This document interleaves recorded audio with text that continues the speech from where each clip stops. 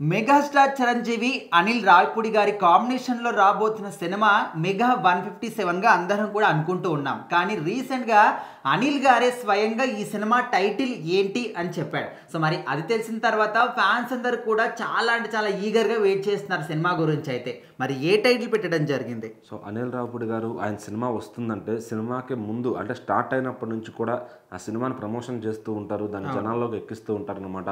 అయితే ఇప్పుడు చిరంజీవి గారితో మెగా 157 అయితే ఆయన చేయబోతున్నారు.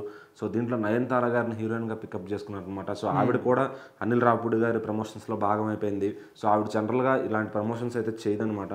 సో మరి ఈ సినిమా కోసం ఆవిడ కూడా డైరెక్టర్ ఎలా చెప్తే అలా ప్రమోషన్స్ చేస్తూ ఉన్నారు. సో మరి అదొక గొప్ప విషయం అనుకోవచ్చు. మరి ఇంకా చిరంజీవి గారు అయితే చెప్పకర్లా, ఆయన సినిమాని ఎవరో లీక్ చేయమని ఆయన లీక్ చేసేసే ఒక క్యూరియాసిటీ ఉన్న వ్యక్తి అనమాట సినిమాని ప్రమోట్ చేయడంలో. సో మరి ఇలాంటి ఒక గ్యాంగ్ ఒకటి కలిసినప్పుడు ఇంకెలా ఉంటుందో ఆ సినిమా. సో మరి ఈ సినిమాకి టైటిల్ ఏం పెట్టబోతున్నారు? ఆగస్టు 22 చిరంజీవి గారి బర్త్డే ఉంది, పోస్టర్ వస్తుందా, గ్లిప్స్ వస్తుందా అని మాట్లాడుకుంటున్నారు. అయితే విశ్వంబర నుంచి ఒక టీజర్ రాబోతుందంట. అది వస్తే కనుక దీని నుంచి గ్లిమ్స్ రాదు అని చెప్పి మాట్లాడుకుంటున్నారు. అలాగే అది రాకపోతే కనుక ఇది గ్లిమ్స్ వస్తుంది, లేకపోతే ఇది ఉత్త టైటిల్ పోస్టర్ మాత్రమే వస్తుంది అని చెప్పి మాట్లాడుకుంటున్నారు. ఈ సినిమాని అయితే సంక్రాంతికి విడుదలయ్యేలాగా రెడీ చేస్తున్నారు. మరి ఈ సినిమా టైటిల్ ఏంటి అని చెప్పి అందరూ కూడా క్వశ్చన్ చేస్తున్నారు.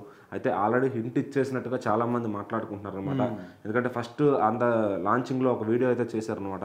దాంట్లో మన శివశంకర్ వరప్రసాద్ గారు అని చెప్పి ఒక హింట్ ఇస్తారు. సో అదే టైటిల్ ఉండొచ్చు అని చెప్పి చాలామంది మాట్లాడుకుంటున్నారు అనమాట.